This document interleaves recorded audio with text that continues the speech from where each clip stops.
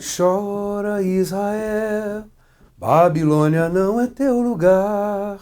Clama ao teu Deus, ele te ouvirá, do inimigo te libertará.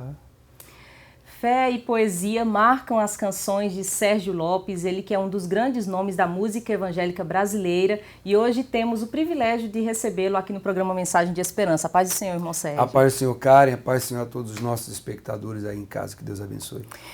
Campina Grande é a sua terra natal, então o senhor está em casa, né? Exatamente. E foi aqui onde começou o seu interesse pela música, despertou também esse desejo pela poesia, pelo teatro. Que lembranças o irmão tem da sua infância, da sua As lembranças adolescência? mais fortes, né, da minha vida, do meu ministério, estão enraizadas aqui em Campina Grande. Eu fui, durante a minha infância e adolescência, membro da Igreja Congregacional da Rua 13 de Maio, onde eu participava ativamente dos grupos de música e de teatro da igreja. E muitas vezes também, junto com os jovens da igreja, nós visitávamos outras igrejas, como por exemplo, eu estive aqui na Assembleia de Deus, Templo Central, na Antônio Navarro, algumas vezes participando de cruzados e cultos em que eram trazidos pregadores de outros lugares, a gente sempre ia aquela turminha da congregacional para assistir.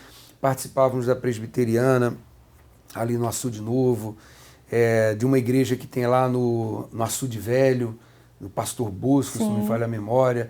Enfim, nós tínhamos uma participação muito ativa em outras igrejas e principalmente na nossa igreja por causa do grupo de teatro e o grupo musical. Foi lá que eu comecei a aprender música com o pianista Gessé, e que me deu as primeiras noções de contrabaixo, de baixo elétrico, e que me abriu as portas para cantar no conjunto Canção de Paz, que era um conjunto que havia naquele tempo, só de jovens, e eu era um dos vocalistas, né, do conjunto. E depois entrei para a Marinha, fui para o Rio de Janeiro, mas fui para o Rio de Janeiro com toda essa bagagem musical que eu já tinha aqui, né? E também no Rio de Janeiro formei o Grupo Teatral Evangélico do Rio de Janeiro, que era o GTERG. Nós chegamos a apresentar uma peça no Rio de Janeiro, no Teatro Cacilda Becker, em Botafogo, com atores de lá, do Rio.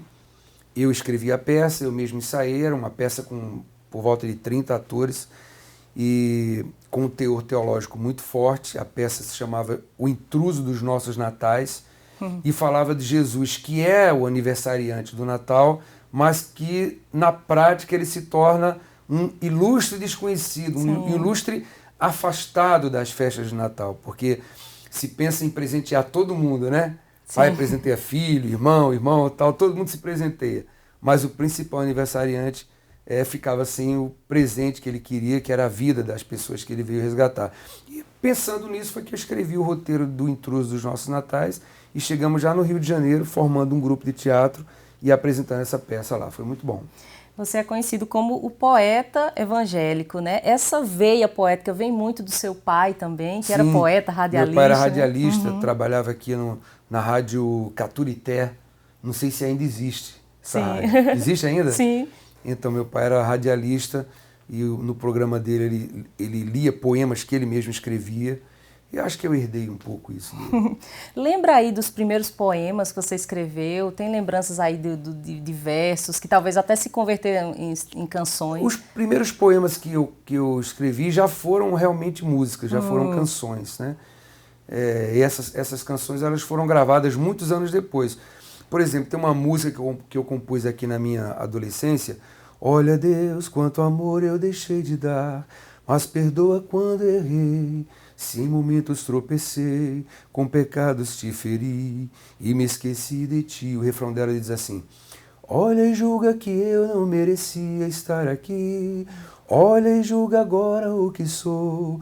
Quantos rostos, quantas mãos eu tive de mostrar para ser o que na verdade não fui. Essa música eu compus aqui, quando eu tinha 12 anos, e só fui regravar agora, há alguns anos atrás, em 2009, num DVD acústico que eu fiz lá no Rio de Janeiro. Então, essas são as bagagens que eu trago desse tempo maravilhoso que eu vivi aqui em Campina Grande. Foi aqui em Campina também que você aprendeu a tocar o violão, o piano, de forma autodidata? Exatamente, ganhei um violão de um primo chamado Ubervaldo, que hoje mora em João Pessoa, e com aquele violão, ele na verdade ele ganhou o violão para ele, mas ele não tinha paciência para estudar. E como ele sabia que eu tinha uma certa vocação para música, que eu vivia batucando nas coisas, aí ele me deu o violão de presente. E assim, foi rápido, em um mês eu já sabia tocar músicas no violão. Que coisa boa. Tem alguns fatos curiosos, né, de como surgiram suas composições.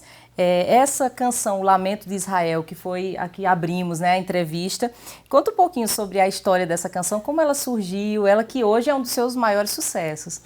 Eu tinha chegado do quartel à tarde e estava lendo o livro do profeta Isaías, capítulo 41, e me deparei com o versículo 14, que dizia assim, na tradução revista corrigida: não temas, ó bichinho de Jacó, povozinho de Israel.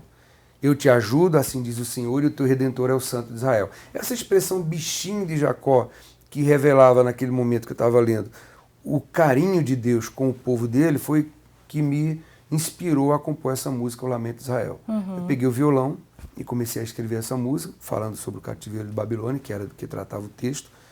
E eu fiz essa música tão rapidamente, tão facilmente, que eu pensei que essa música não ia dar em nada. Que ela ia pro CD, como se diz, encher linguiça. E coloquei a música lá no CD. Era a 9ª música do CD. A pessoa tinha que ouvir 8 músicas até chegar nela. E para minha surpresa foi a música que mais... Que se destacou no álbum. destacou no trabalho, exatamente. Tá vendo? É assim que surgem as composições, geralmente a partir da leitura, da meditação da comigo, palavra. Sim. Comigo, sim.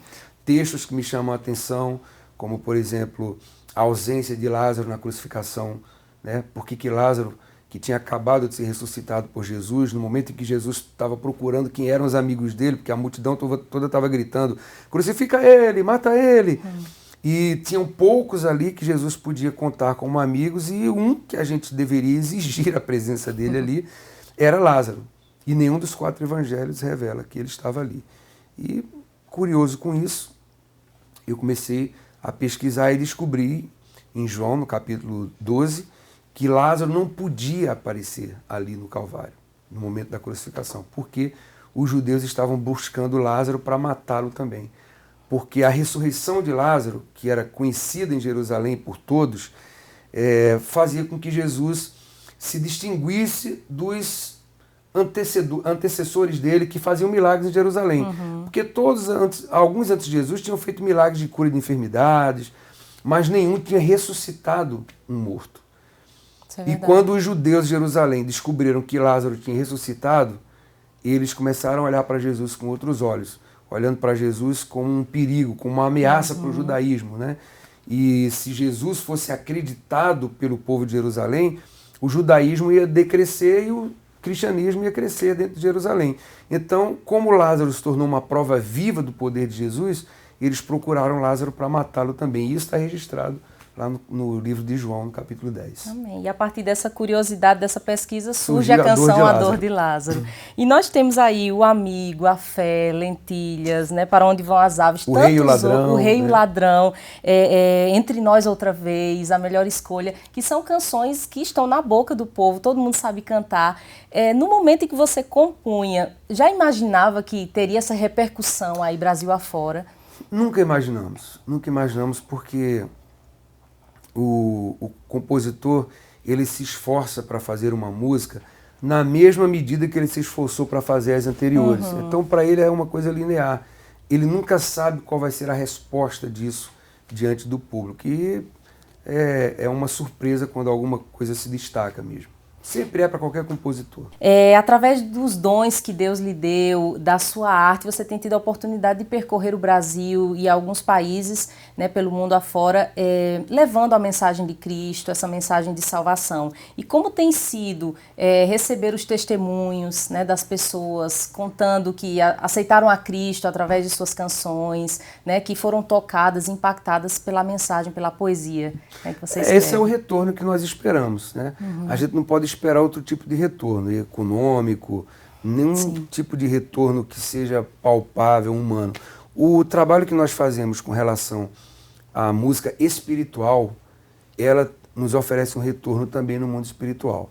E isso é para todos os meus colegas compositores com quem eu converso, como Anderson Freire, como Léa Mendonça, pessoas que são mais próximas, né, Marquinhos Gomes. O retorno sempre é no mundo espiritual. São esses testemunhos que você falou, de pessoas que relatam através de redes sociais, através de um encontro casual num supermercado, na rua, que nos dão um abraço e a gente sente que aquele abraço é sincero, um abraço apertado, e essas pessoas não querem mais largar a gente percebe que a gente abençoou de alguma forma a vida delas. Então, esse tipo de retorno é o que norteia o ministério daqueles que se entendem que entendem que a música é uma responsabilidade espiritual. Amém. Já são quase 30 anos de ministério, 28 álbuns, né, diversos prêmios, entre eles 11 discos de ouro. Qual o momento que você descreve como mais marcante em sua trajetória? Mais marcante em minha trajetória, não lembro de nenhum que se destaque assim, que no primeiro momento. Vou destacar um. Houve uma época que eu achava que todo aquele sucesso de agenda, e viagens, e hotéis de luxo, e viagens internacionais, tudo aquilo fazia parte de um hobby. E eu encarava a música como um hobby. Nessa época eu era fuzileiro naval, estava na Marinha, e aquilo para mim era um plus, era um extra, eram caprichos que a música me trazia, e eu não enxergava como ministério. Eu ouvia as pessoas chegarem para mim e falar: o seu ministério é lindo, e eu pensava: que ministério? Não achava que era ministério, achava que era um hobby. Poxa, eu pensava como as pessoas gostam da minha música.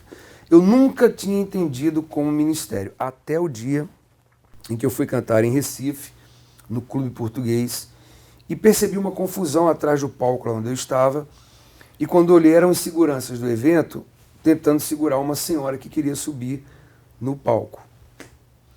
E um solo de guitarra que a banda foi fazer, eu fui perguntar lá o que estava acontecendo.